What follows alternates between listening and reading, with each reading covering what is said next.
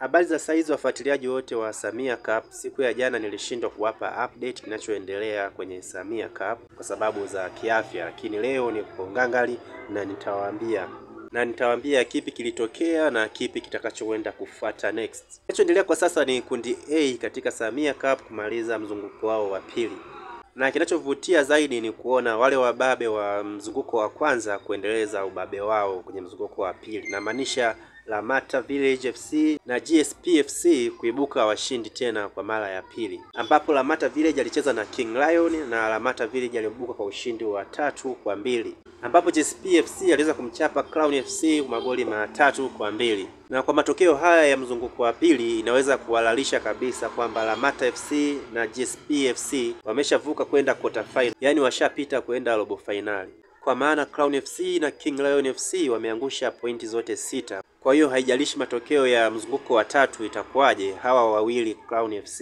na King Lion FC hawawezi kuvuka kwenda robo final. Kinachofuata kitakuwa ni kipi? Mechi ambayo itakuwa na mvuto mkubwa ni kati ya Lamata Village FC na GSP FC. Je, ni nani ataibuka mshindi? Lakini kwa uchambuzi wa kitaalamu hapa inaonyesha kabisa wazi kwamba GSP ana nafasi kubwa sana ya kuweza kuongoza kundi A kwa sababu ya ubora wao mkubwa katika upande wa kufunga, lakini pia wana ubora upande wa kulinda. Yaani sehemu zote hizi mbili wao wana ubora, upande wa kufunga na upande wa kulinda wana ubora kwa kiasi kikubwa, kwa sababu kama wameweza kuhimili pressure ya Crown FC ambayo ilikuja kwa kasi kutokana na wao Crown kupoteza mchezo uliopita. Na kama unafahamu hii timu ya Crown yupo Alikiba unafahamu, kwa kawaida kwa uzoefu wa mpira asingeweza kukubali kwamba apoteze mara zote mbili.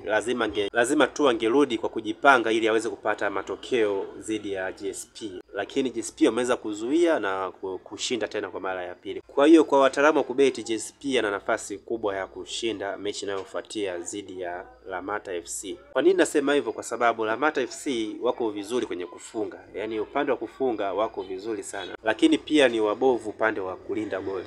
Kwa hiyo hichi ndicho kitakachokuja kuwagharimu kwenye mechi inayofuata kati ya hawa mabingwa wawili Lamata FC na GSP FC.